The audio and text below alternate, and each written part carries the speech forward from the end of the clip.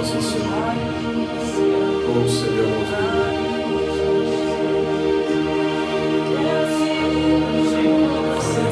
Nous restons connectés à toi, Seigneur. Je prie, Seigneur mon Dieu, pour ta révélation, Seigneur. Seigneur, sois révélé encore à notre esprit. Sois révélé, Seigneur. Et ça aussi, c'est ton œuvre, Saint-Esprit. C'est ton œuvre, Saint-Esprit. Révèle-nous encore notre Père. Révèle-nous encore notre Seigneur. Révèle-toi encore, Seigneur, et à chaque personne. Seigneur mon Dieu, je veux te prier pour cette église, Seigneur. Agis encore, Seigneur, Seigneur. Et que chaque personne ait la révélation de Jésus-Christ. Nous prions, Seigneur, pour la révélation de Christ. Seigneur mon Dieu, révèle-toi encore à nous, Seigneur. Si nous sommes là, nous ne sommes pas venus pour honorer le culte. Et nous sommes venus te rencontrer, Seigneur. Je suis venu ce matin pour être dans la présence de mon Dieu. Pour être dans la présence de mon Dieu. Seigneur, je suis venu ici pour te retrouver, Seigneur, parce que je sais que tu es ici. Et merci pour l'œuvre que tu fais. Papa, ma prière, c'est que tu bénisses chaque personne en ce lieu, Seigneur. Seigneur, mon Dieu, ma prière est particulière, Seigneur. C'est que tu donnes le pain quotidien à chaque personne en ce lieu, Seigneur. Un rafraîchissement, Seigneur. Seigneur, il est bon que nous soyons ici, Seigneur, ce matin, Seigneur. Il est bon que nous soyons ici. Merci pour ce pain, Seigneur, ce pain spirituel, Seigneur, je le crois. Je le crois, Seigneur mon Dieu. Et que ce pain nous amène à prospérer spirituellement, Seigneur. Que ce pain nous amène à grandir spirituellement, Seigneur. Seigneur, je peux dire que tu es ici, Seigneur Jésus. Alléluia, Seigneur. Nous voulons te glorifier, nous voulons encore t'exalter, Seigneur. Alléluia. Seigneur Jésus, révèle-toi, Seigneur. Papa, tu es ici, Seigneur. Merci pour ta présence. Et que ta gloire soit en ce lieu et aussi sur nos vies, Seigneur. Merci pour ta gloire sur nos vies, Seigneur. Que chaque personne expérimente la gloire de Dieu, Seigneur. Alléluia. Une gloire qui n'est pas fabriquée, Seigneur, mais une gloire qui descend par toi, Seigneur. Saint-Esprit, fais-le. Saint-Esprit, fais-le. Saint-Esprit, fais-le. Oh Seigneur, merci pour ta présence. Merci pour ta parole, Seigneur. Bénis ta parole, Seigneur. Bénis-nous, Seigneur, mon Dieu. Et que ton nom soit glorifié, Seigneur. Amen. Amen. Merci, Seigneur. Alléluia. Est-ce que le peuple va bien ce matin? Amen. Alléluia. Est-ce que ce matin tu es rafraîchi? Alléluia. Quelle joie d'être dans la présence de Dieu. Quelle joie d'être dans sa maison. Amen. Et que la parole de Dieu nous bénisse ce matin. Amen. Bien-aimés, ce matin, je vais revenir sur un message que j'ai porté il y a 2 dimanches. En fait, je n'étais pas rentré dedans. J'étais juste resté à la surface parce que j'avais plus beaucoup de temps. Donc, aujourd'hui, c'est tout. Si vous vous rappelez de ce message qui est l'attitude à avoir durant ces derniers temps, c'est partie 2. Amen. Parce que en fait, j'étais resté en surface. Donc, que ce message nous bénisse ce matin. Amen. Que vraiment nous soyons attentifs et que le Saint-Esprit parle à nos cœurs. Et qu'il ne parle pas simplement, mais qu'il nous parle afin de mettre en pratique. Que le Saint-Esprit nous touche afin que nous puissions mettre en pratique ce qui nous est donné. Amen. Alléluia. Vous pouvez vous asseoir. Merci Seigneur. Si mon frère me met le verset, je vais le relire pour vous. Verset que j'avais déjà pris, qui se trouve en Luc 21, 34, 36. Alléluia. Merci à toi, cher Saint-Esprit, pour ta direction. Merci à toi, Saint-Esprit, pour ton onction. L'onction que tu me donnes pour porter ta parole. Merci Seigneur.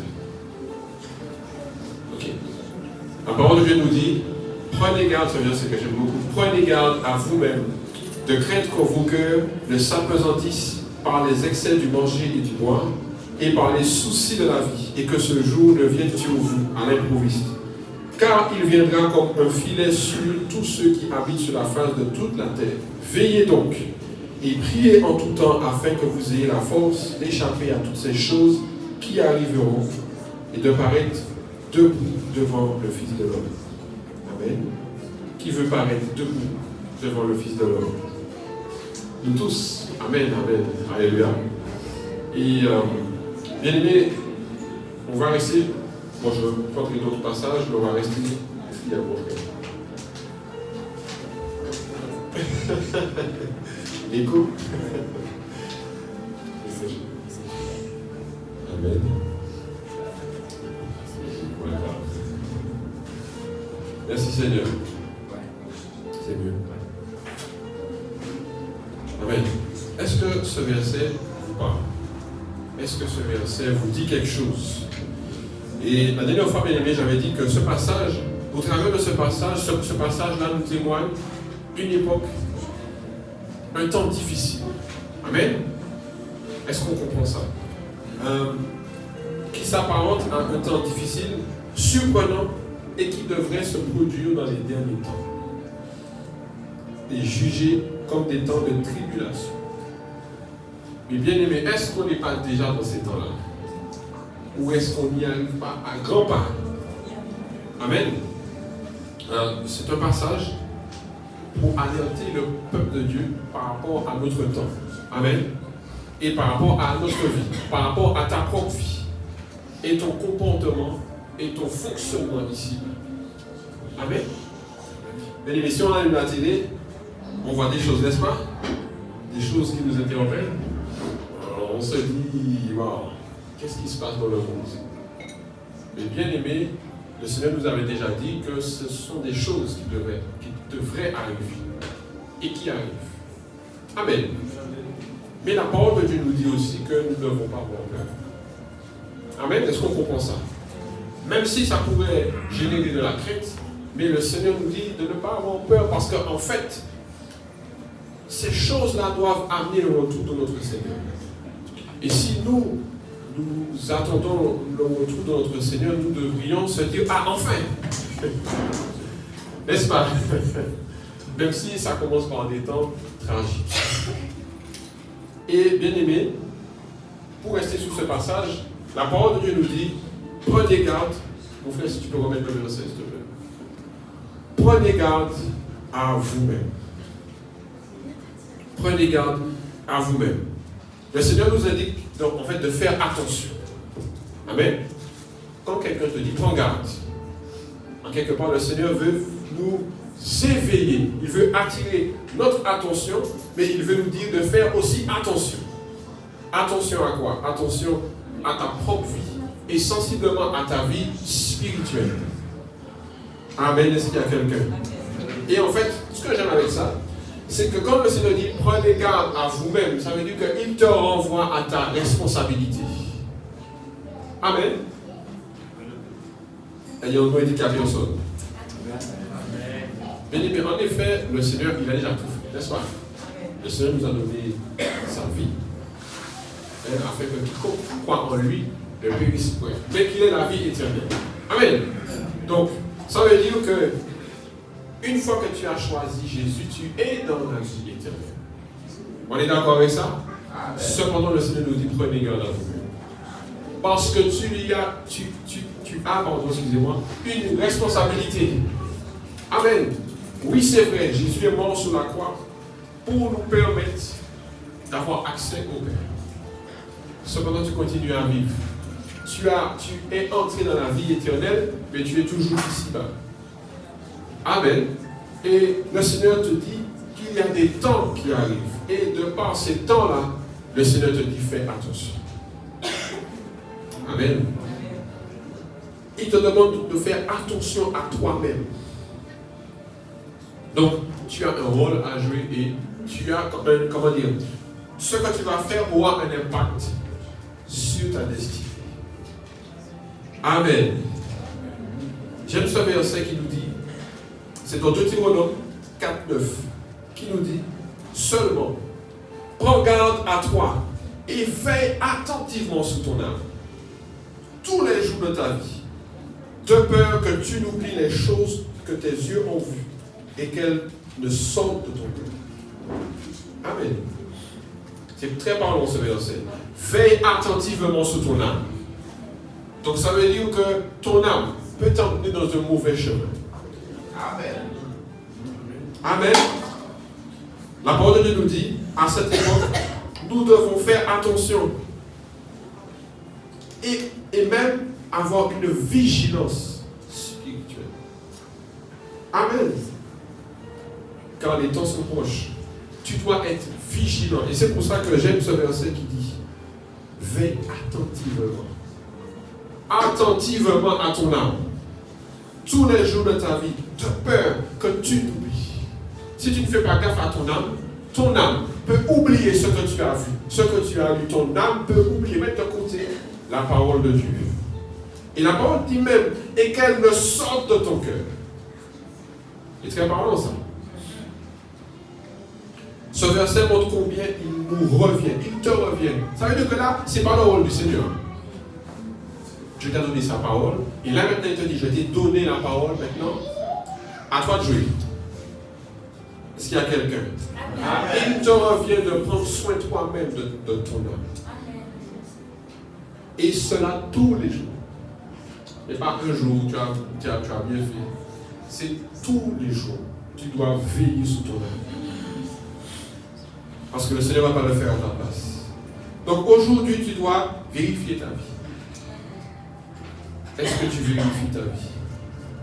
Tu dois vérifier ton âme si elle est toujours conforme, si elle n'est pas en désaccord avec le Seigneur.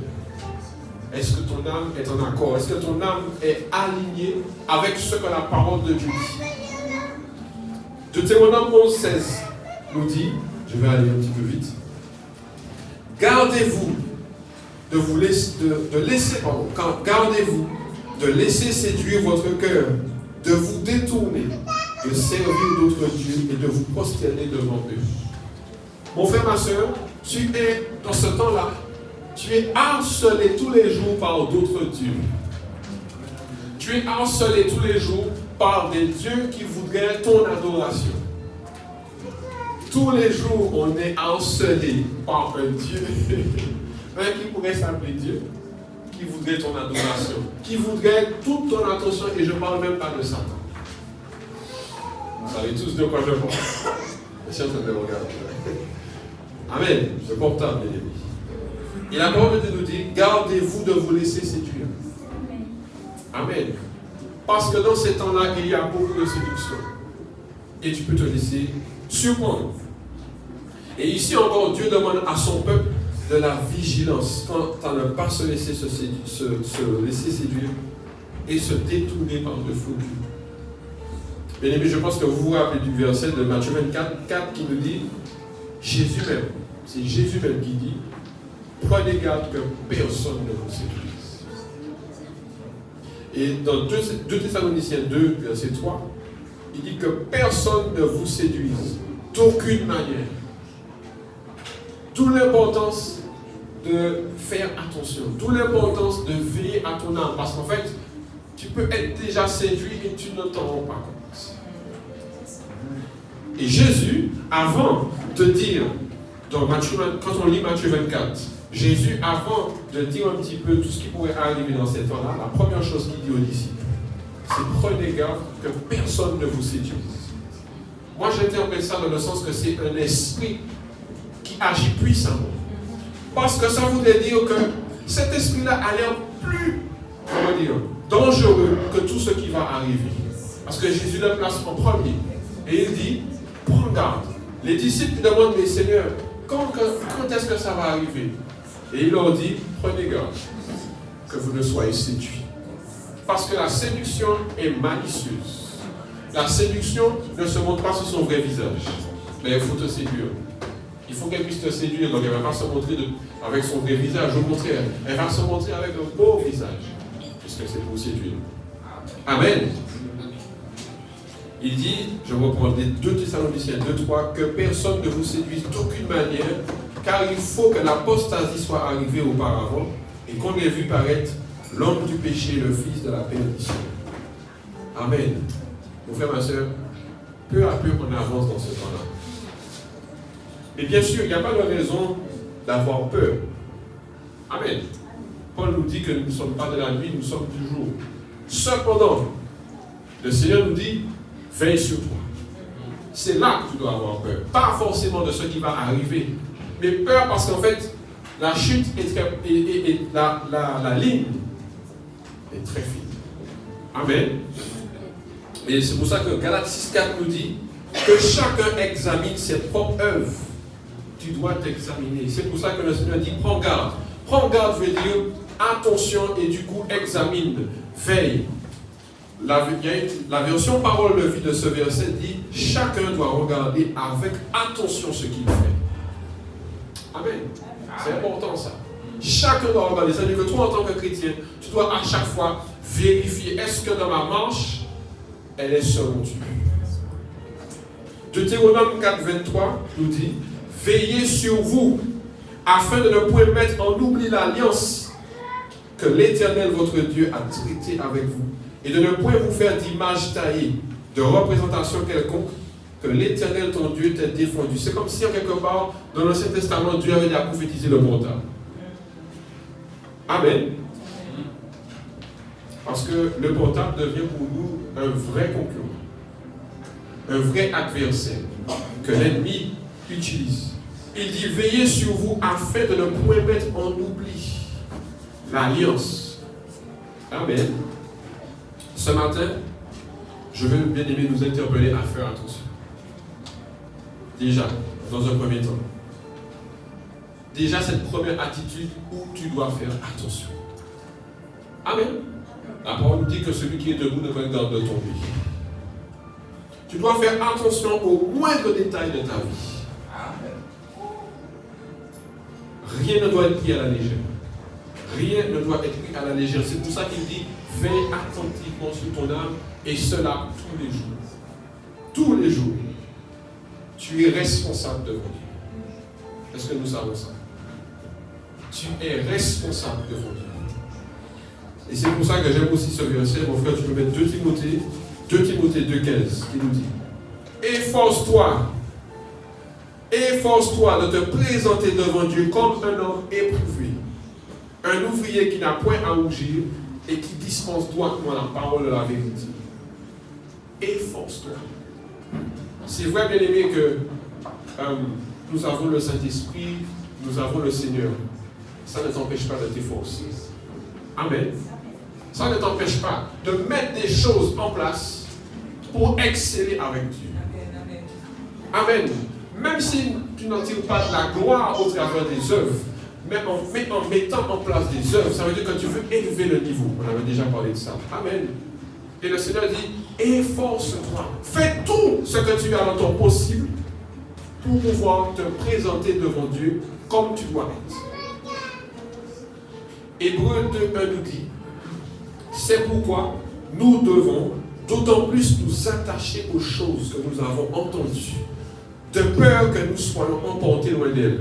Donc vous voyez que beaucoup de versets, en fait, met le mot attention en parallèle avec la peur. Si tu dois avoir peur de quelque chose, c'est vraiment que la parole sorte de ton cœur. S'il y a bien quelque chose dont tu devrais avoir peur, ce n'est pas de ce monde. Ce n'est pas de ce qui va arriver, qui pourtant paraît terrible. Mais en réalité, ce qui est plus terrible, c'est que la parole de Dieu ne soit plus trouvée dans ton cœur. Ce qui est plus dangereux, c'est que la parole n'a même plus d'effet sur toi. Ce qui est plus dangereux, c'est que la parole ne te pousse même plus à revenir. Ce qui est plus dangereux, c'est que tu n'arrives même plus à considérer si vraiment tu es toujours en cohérence avec la parole de Dieu. Il dit, de peur que nous soyons éloignés, de peur que nous soyons emportés loin d'elle. Je répète ce que le Seigneur a dit, prenez garde à vous-même. Amen. Est-ce que nous sommes là? Amen. Donc, une première attitude, c'est de prendre garde. Quand le verset continue, il dit de crainte que vos cœurs ne s'apesantissent. Donc j'ai découpé le verset. Amen. De crainte que vos cœurs ne s'apesantissent. Mon frère, ma soeur, c'est quoi un cœur appesanti? Ici, il est question d'un cœur qui est alourdi. Mon frère, ma soeur, est-ce que ça te parle ça? Un cœur qui est alourdi. Comment il est ton cœur ce matin? Un cœur alourdi, mon frère, dit chargé. Cela veut dire qu'il est rempli, saturé de beaucoup de choses qui feraient obstacle à l'œuvre de Dieu en nous, obstacle à sa présence, obstacle au Saint-Esprit. De crainte que vos cœurs ne s'apesantissent, de crainte que ton cœur, en fait, il soit tellement lourd. Mon frère, ma soeur, un cœur lourd, c'est un cœur qui ne porte pas de fruits. Et un cœur qui ne porte pas de fruits veut dire un cœur qui est infructueux. La parole de Dieu te dit de crainte que tu n'aies un cœur qui soit infructueux. Ça veut dire que de peur que ton cœur ne produise rien du tout. Amen. Dans d'autres versions, on parle aussi de cœur insensible. Amen. Une minute. Mon frère, ma soeur, un cœur insensible. Si tu arrives au point d'avoir un cœur insensible, tu es perdu. Amen. Le Seigneur nous interpelle au sujet du risque d'avoir un tel cœur. Un cœur qui n'entend plus. Un cœur qui ne porte rien de bon. Est-ce que tu es là? Est-ce que nous sommes là, mon frère, ma soeur? J'ai dit un cœur lourd. Un cœur qui n'est plus sensible. Un cœur qui est rempli de choses. Et cela fait penser à la fois au temps des juges, je ne sais pas si vous vous rappelez, où le peuple faisait ce que bon lui semblait. C'est comme ça que c'est dit dans le livre des juges. Amen. Et aussi au temps des rois, où le peuple faisait ce qu'il voulait. Le peuple ne savait pas en fait où était la vérité. Amen. Ils ne savaient pas. Il a fallu que Élie vienne leur dire, vienne démontrer des choses pour qu'ils puissent savoir en réalité, non, ça plutôt c'est Dieu. Parce qu'ils ne savaient pas. Ils ne savaient pas qu'est-ce qui pouvait être Dieu. Hébreux 3:12 nous dit, prenez garde, frère, que quelqu'un de vous n'ait un cœur mauvais et incrédule, au point de se détourner du Dieu vivant. Ça veut dire que quand ton cœur, il est rempli, quand ton cœur, il est alourdi, quand ton cœur, il est insensible, tu peux te détourner de Dieu.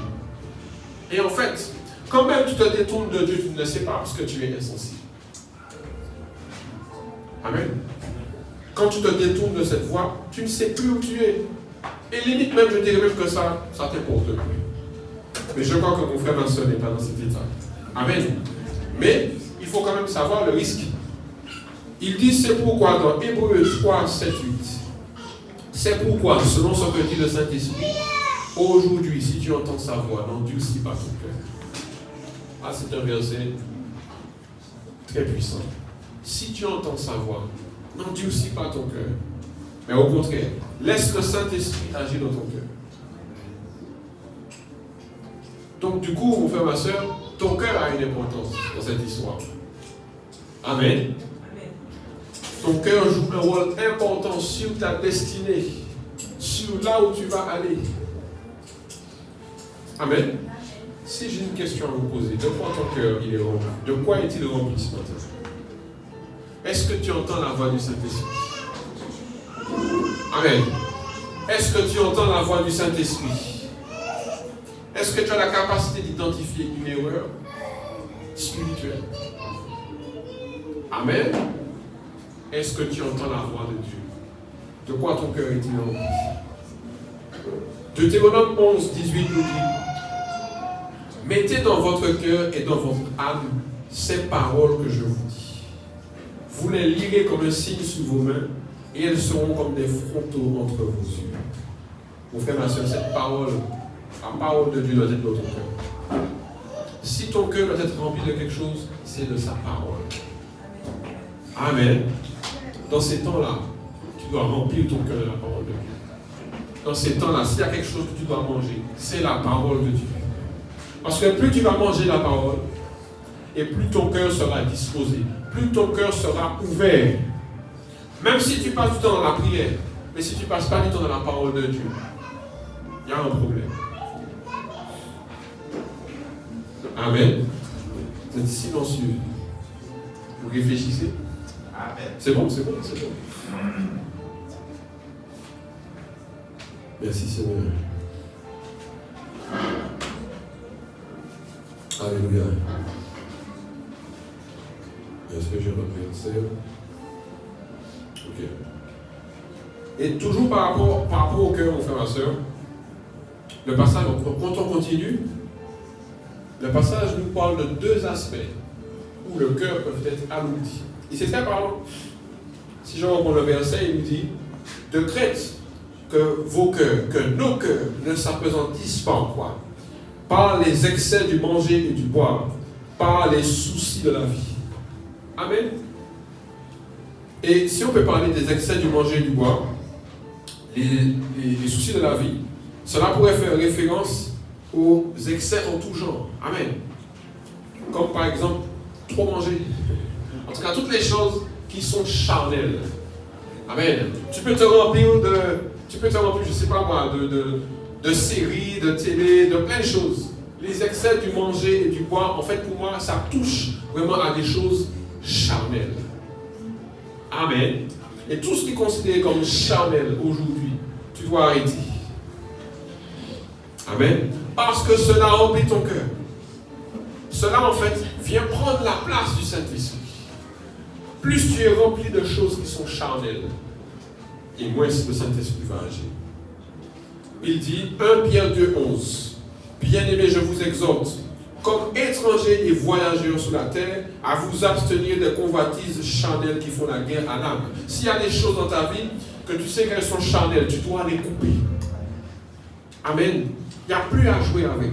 Si tu considères, si quand tu t'analyses, voilà, il y a une chose que je vais rester sur le manger et le boire. Tu sais que par exemple, quand il y a un plat, il y a un problème, il faut toujours que tu manges. Tu dois retourner au pied du Saint-Esprit, au pied du Seigneur. Et demander au Saint-Esprit d'agir en toi. Amen. Et là, en fait, quand il dit de crainte que vos cœurs ne s'apesantissent par le manger et le boire, par les soucis de la vie, il est encore question de renoncement à soi. Amen. Le Seigneur attend encore une fois que tu mettes à mort des choses. Amen. Il y a des choses, c'est toi, nous savons, bien-aimés, ce que nous devons mettre à mort dans notre vie. Parce que ces choses-là, si tu ne les mets pas à mort, tu ne pourras pas avancer. Amen. Amen. Alléluia. Il dit 2 Timothée 2,4. Il n'est pas de soldat qui s'embarrasse des affaires de la vie s'il veut plaire à celui qui l'a enrôlé. Donc s'il y a des choses que tu sais qui bloquent, si tu sais qu'il y a des choses qui prennent, je ne sais pas, au lieu de lire la Bible, on passe du temps dans Netflix. Il va falloir couper ça. Amen. Parce que ça t'empêche d'aller plus loin. Et bien aimé, on arrive dans un temps où aujourd'hui, il faut être catégorique. Aujourd'hui, il faut prendre une pleine décision. Amen. Aujourd'hui, tu dois être, oui, pour moi, le seul mot que j'ai, c'est catégorique. Tu ne dois pas jouer avec ça. Tu as dit quoi? Positionner, oui, ça me va. Durant ce temps-là, nous devons maximiser notre temps avec Dieu. Amen. Tout le temps que tu as aujourd'hui, tu dois le passer dans le Seigneur. Je ne dis pas qu'il ne faut pas prendre du bon temps, je ne dis pas ça, mais c'est parce que je dis. Mais en quelque part, vu les temps qui arrivent, vu les temps où nous sommes, c'est avec le Seigneur qu'il faut être. Plus tu as du temps, passe du temps dans la parole. Si tu sens que là, tu as du temps, passe du temps dans la parole. Profite de passer du temps dans la parole. Profite de passer du temps dans sa présence. Et c'est pour cela aussi que le service pour Dieu est important. Alléluia. Tu dois t'occuper de l'œuvre de Dieu. Tu dois chercher à servir Dieu. Si tu ne sers pas encore Dieu, cherche à servir Dieu. Parce que c'est un temps que tu lui donnes. Et dans ces temps-là, tu dois servir Dieu. Amen. Mon frère, ma soeur, servir Dieu, c'est renoncer à sa petite vie. Amen. Quand tu sers Dieu, quand tu décides que maintenant, je ferai quelque chose pour Dieu, c'est un temps où normalement tu faisais autre chose. Mais maintenant, tu le fais pour Dieu. Et le Seigneur aime ça aussi. Amen. Et Est-ce qu'il y a quelqu'un ici? Est-ce qu'il y a quelqu'un qui veut servir Dieu? Amen. Alléluia. Merci Seigneur. Alléluia. Et il dit, encore une fois, de crainte que vos cœurs ne s'appesantissent.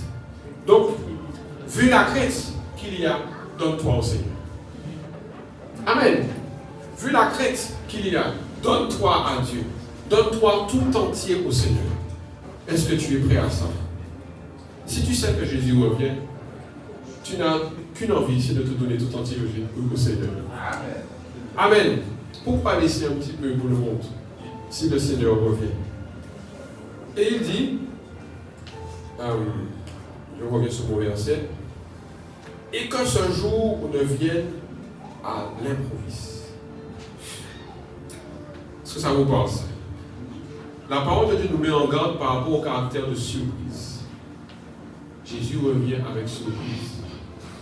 Je pense que je ne vous apprends rien. Mais si Jésus revient avec surprise, comment tu dois être? Est-ce que tu dois être léger? Parce qu'en fait, tu ne sais pas quand est-ce qu'il revient.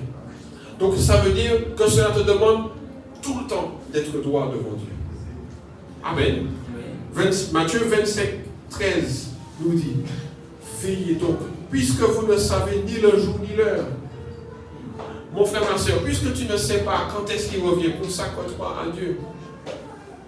Amen. 1 Thessaloniciens 5, 2 nous dit, car vous savez bien vous-même que le jour du Seigneur viendra comme un voleur dans la nuit.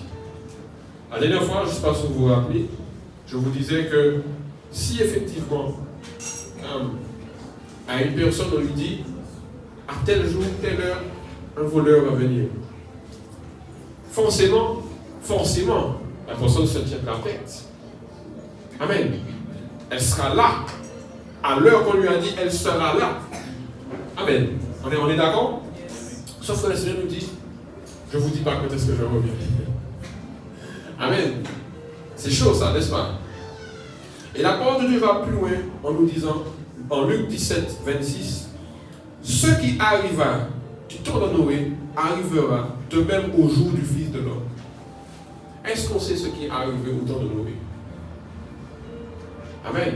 C'est qu'au temps de Noé, les hommes faisaient leur petite vie.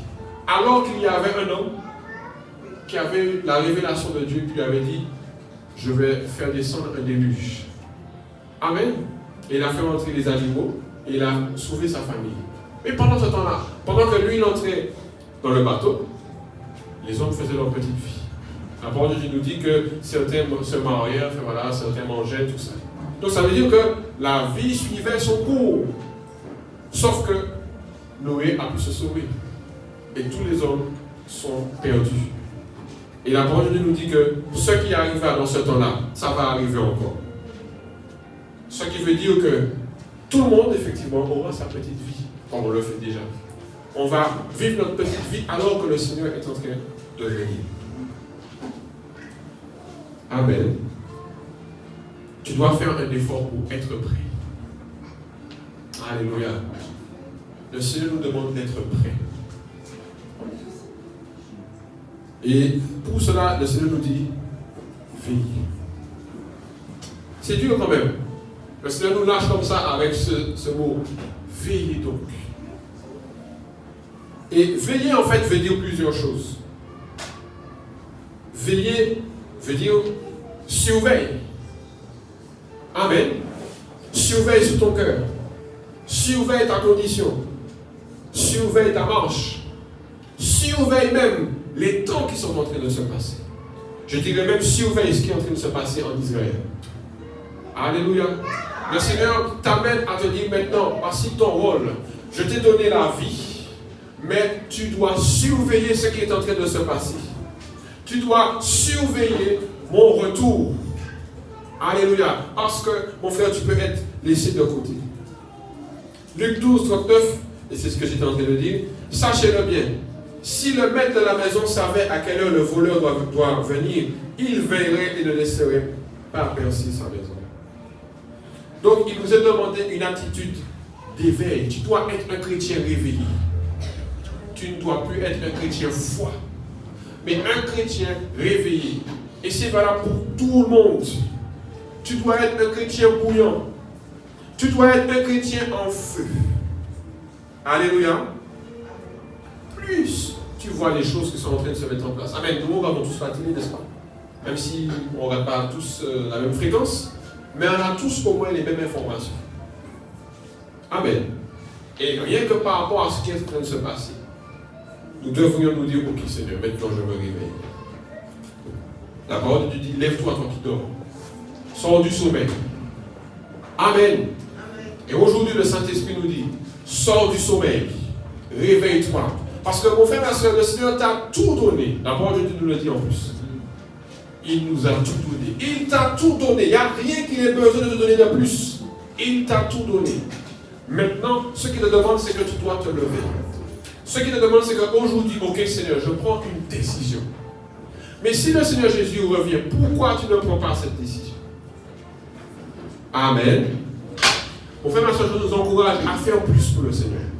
Si tu fais déjà plus, fais encore plus. Sois acharné pour le Seigneur. Parce que, vous savez, quand le Seigneur revient, il ne dit pas qu'il vient chercher tous les chrétiens. Je ne vais pas rester dessus, mais quand on regarde le verset de Thessaloniciens qui parle de l'enlèvement, il dit à ceux. Amen. Il ne dit pas les chrétiens, il dit ceux. Donc ça veut dire qu'il y a une catégorie. Donc cette catégorie certainement met des choses en place. Cette catégorie, il y a quelque chose qui fait que le Seigneur dit je vais le retirer. Amen. Et qu'est-ce qu'il nous dit? Il nous dit veillez. Donc, surveille déjà, première attitude, une autre attitude, surveille, constate, analyse. Voici ce que le Seigneur te demande, parce qu'il t'a donné une intelligence, il t'a donné une capacité pour comprendre ce qui est en train de se passer, et il t'a donné aussi le Saint-Esprit. Amen. Et il dit, priez en tout temps. Dans l'époque qu'on est en train de vivre, tu dois prier. Amen. Alléluia. Tu dois avoir une attitude de prière constante. Tu ne peux plus dire je ne sais pas prier. Si tu ne sais pas prier, alors cherche à prier. Amen. Ta vie de prière doit s'élever au point de te donner une puissance spirituelle par rapport à tout ce qui va arriver. Amen. Plus nous prions, plus nous remettons notre vie aux commandes du Saint-Esprit. Moins tu pries. Et plus tu as le risque de voir la chair agir. Je reprends pour vous. Plus tu pries, plus nous prions, plus nous remettons notre vie aux commandes du Saint-Esprit. Amen. Et moins nous prions, plus nous avons le risque d'agir selon nous, d'agir selon ta chair. Moins tu vas prier, moins tu vas prendre des décisions conduites par le Saint-Esprit. Alléluia. Donc tu dois prier. Et pourquoi tu dois prier? Moi, ce que j'aime dans ce verset, c'est qu'il dit veillez donc et priez en tout temps. Pourquoi? Afin que vous ayez la force d'échapper. Amen. Qu'est-ce que cela veut dire? Ça laisse entendre un temps vraiment difficile en fait. Est-ce qu'il y a quelqu'un ici? Ça laisse entendre qu'il s'agit d'un temps difficile et seule la prière, semble donner la puissance de s'en sortir. Amen. Seulement la prière va te permettre d'échapper. Seulement la prière. Donc, quelle est ta vie de prière? As-tu une vie de prière? Est-ce que tu pries? Est-ce que tu aimes prier? Est-ce que tu as envie de prier? Amen. La prière est la seule clé qui va t'aider à avancer. La prière est la seule clé qui va t'aider à t'en sortir dans ce monde-là. La prière est la seule chose qui va te permettre de te sortir de ce qui a été prévu. Amen.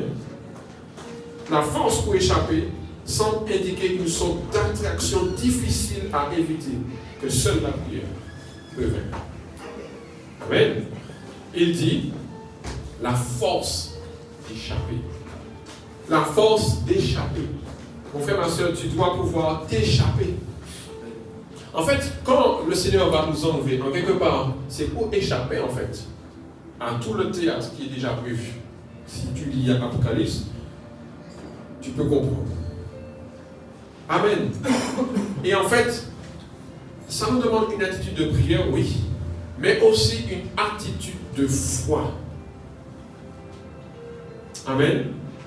tu dois avoir une attitude de foi parce que le Seigneur Jésus dit, et ça vous connaissez ce verset-là, bon, je ne l'ai pas mis, mais il dit, quand je reviendrai, trouverai-je encore de la foi? Amen. Il dit, trouverai-je encore quelqu'un qui m'attend? Le Seigneur dit, quand je reviendrai, est-ce qu'il y a encore quelqu'un qui croira en moi? Est-ce qu'il y a encore quelqu'un qui va s'appuyer sur moi? Voici ce que le Seigneur te demande. C'est que tu dois avoir les yeux fixés sur lui. C'est que tu dois avoir les yeux fixés sur lui parce que seul le Seigneur va pouvoir te faire sortir de là. Tant que tes yeux seront fixés sur le Seigneur, tu n'en as pas. Amen. 2 Pierre 1,10 nous dit, c'est pourquoi, frères, appliquez-vous d'autant plus, on a déjà pris ce verset-là, appliquez-vous d'autant plus à affermir votre vocation. Donc ça veut dire que mon frère, frère, ma soeur, tu dois aiguiser ta vie spirituelle. Tu dois aiguiser ta vie de prière à affermir votre vocation et votre élection. Car en faisant cela, vous ne broncherez jamais. Amen. Vous ne broncherez jamais. Quand tu fais ça, ça veut dire que tu es positionné. Comme on dit chez nous, à un pas brûlé. Amen. Ça passe mieux comme ça, n'est-ce pas? C'est ainsi en effet que l'entrée dans le royaume éternel de notre Seigneur et Sauveur Jésus-Christ vous sera pleinement accordée. Ça veut dire qu'en fait, quand tu rentres tranquillement, limite même en dansant. Amen. Parce qu'il dit pleinement accordé. Mais pour avoir le pleinement accordé, il y a des choses à faire. Amen. Même si tu as donné ta vie au Seigneur, même si tu es en Jésus-Christ, être en Jésus-Christ te demande de t'affermir. À affermir votre vocation et votre élection. Amen. Tu dois avoir une attitude de vainqueur. Mon frère, ma soeur, un vainqueur, il est comment? Un vainqueur, je vais prendre l'exemple d'un boxeur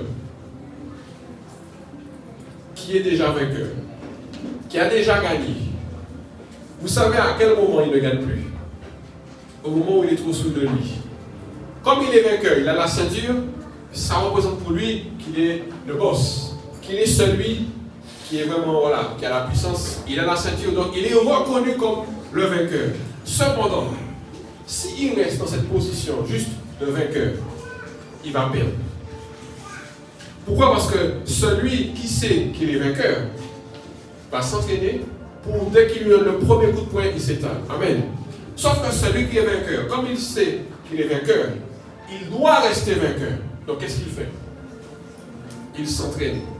Il pousse le niveau normalement. Amen. Et c'est ce que le Seigneur te demande. Parce qu'il te dit, tu es déjà plus que vainqueur. Sauf que l'ennemi va mettre tout en place pour que tu puisses t'échoir à ton salut. Amen. Donc, cela te demande une attitude.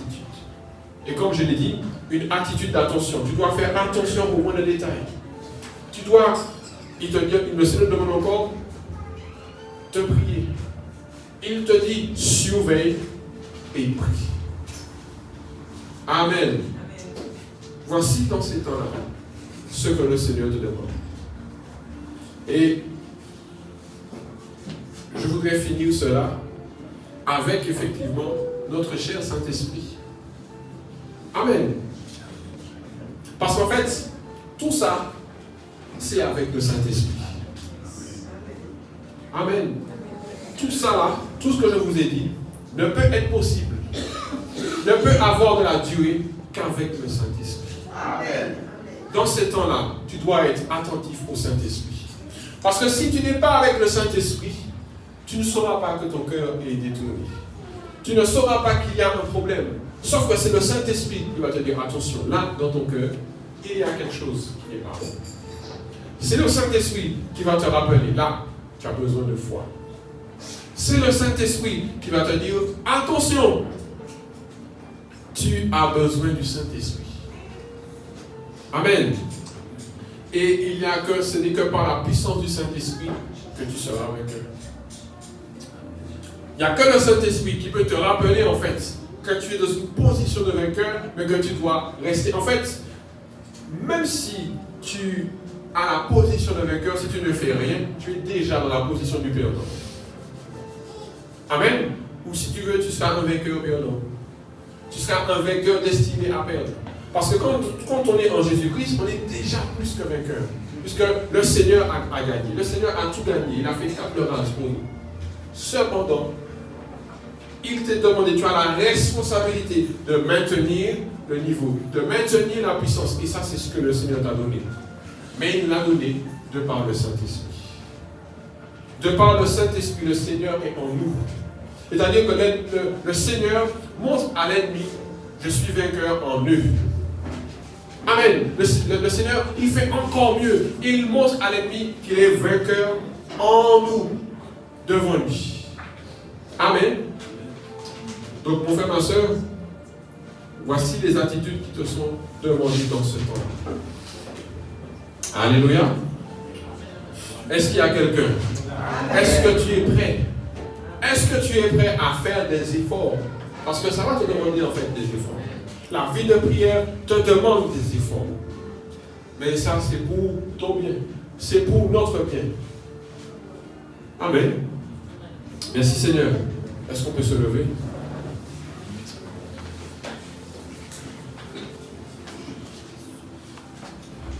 Merci Seigneur. Est-ce qu'on peut prier? Alléluia. Merci Seigneur. Merci Seigneur.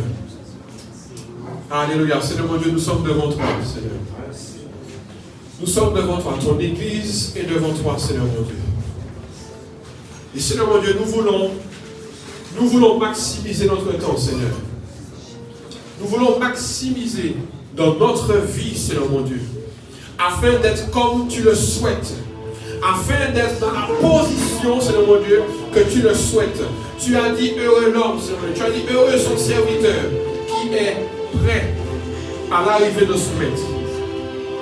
Seigneur mon Dieu, nous voulons être prêts.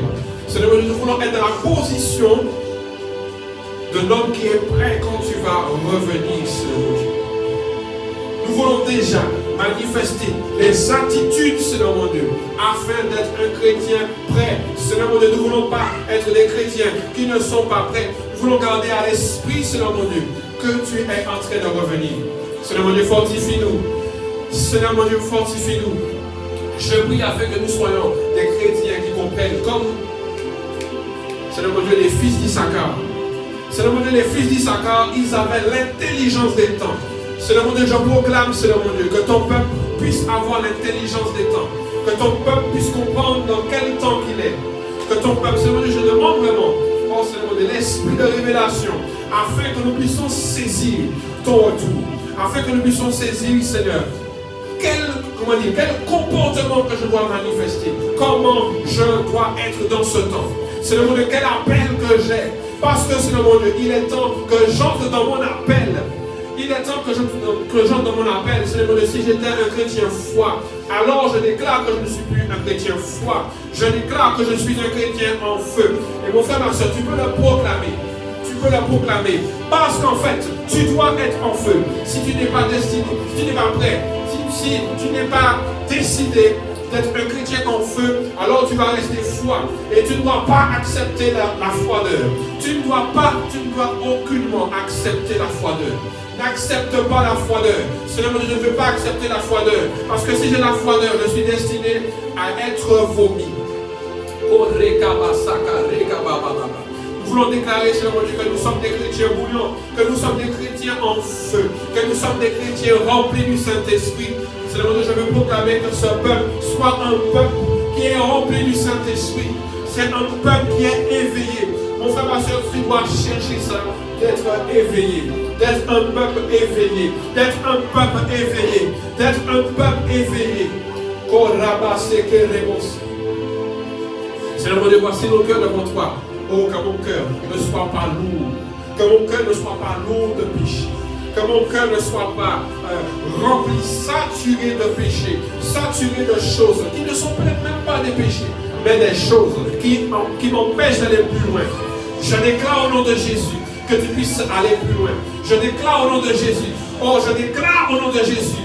Oh, ta vie change maintenant. Au nom puissant de Jésus, ta vie change maintenant. Parce que tu dois prendre une décision.